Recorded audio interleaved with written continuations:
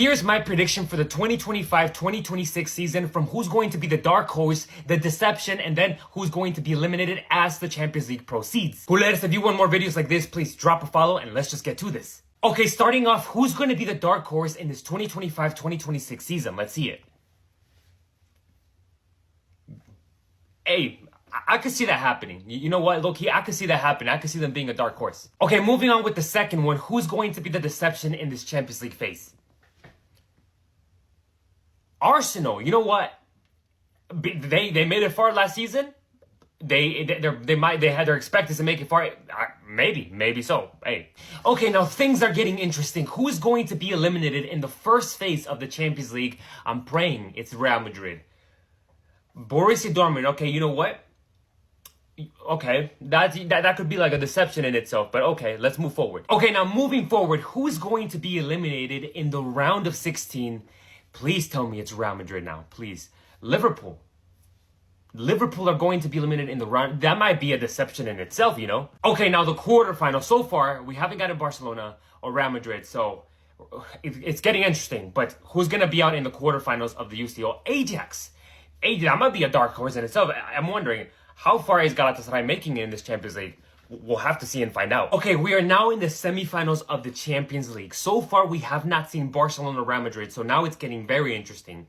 Who's going to be eliminated in the semifinals of the Champions League? PSG. This is great. And let me guess, they were eliminated by Barcelona. So now Barcelona's in the final. Okay, now who is going to lose the final of the Champions League?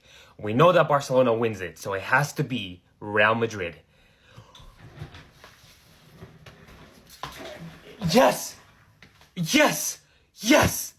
Oh my goodness, yes! This is great. This means that only one team, the best team in the world, could win it. Barcelona, baby.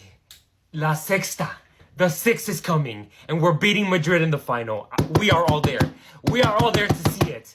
Come on, baby. Come on. Let's go. Attention, culers. We have breaking news. The Estadio Metropolitano has been chosen to host the 2027 UEFA Champions League final. The news were confirmed earlier today by UEFA, posted it all over the social medias, and even other outlets confirmed that UEFA chose the Estadio Metropolitano to be hosted for the Champions League final for the second time. The first time it hosted the Champions League final was during their first year of being inaugurated back in 2019 between Tottenham, Spurs, and Liverpool. The Metropolitano will now host its second Champions League final, but many Madridistas and culers are not happy with this decision, asking why it wasn't the Camp Nou or the Santiago Bernabeu chosen to host a Champions League final. While it is true that the Camp Nou is still under construction, it will be finished by the end of even this season, meaning that by the time the 2027 Champions League final arrives, the Camp Nou will be more than ready to host it. However, it seems that UEFA made up their mind already and chose the Estadio Metropolitano to host it instead. Maybe the Camp Nou will eventually be chosen within the next couple of years, especially because it's a new stadium and it will fulfill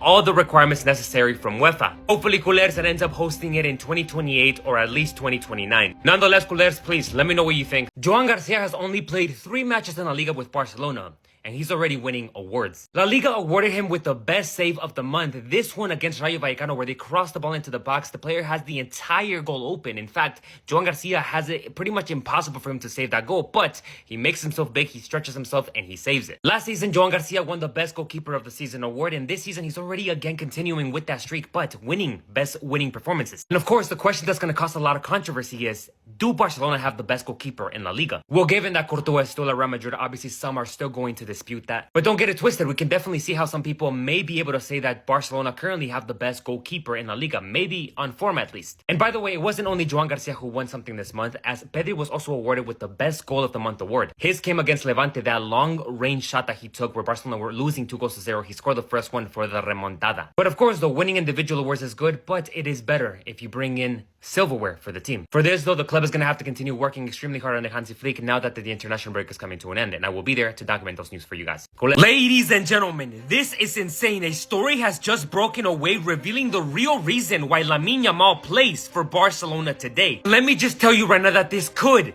change your perspective on this person. You see, prominent sources in Spain revealed that Lamine Yamal almost left Barcelona in 2022. When he was just 16 years of age, still playing at La Masia, one of the best teams in Europe came calling, namely being Bayern Munich. In fact, according to respected German journalist Christian Falk, Bayern Munich held talks in 2022 to sign Lamine Yamal, even meeting with his parents. Again, Lamine Yamal was only 16 years of age when this happened, meaning that somebody else had to represent him in these talks. And allegedly, Bayern Munich were this close to signing Lamine Yamal. And had it not been for one person who stopped this move, Lamine Yamal would not be a Barcelona player today. Culers, this person is none other than Jorge Mendes. According to sources, Bayern's chief negotiators Hassan and Marco returned confidently thinking that they were going to sign Lamine Yamal, but the deal collapsed when Jorge Mendes stepped in to represent Yamal and blocked the move, keeping him in Spain. At the time, Lamine Yamal was a popular name in La Masia, but nobody expected that he was going to become what he ended up becoming. If he had signed for Bayern Munich, I can only imagine how every single Barcelona fan and staff member today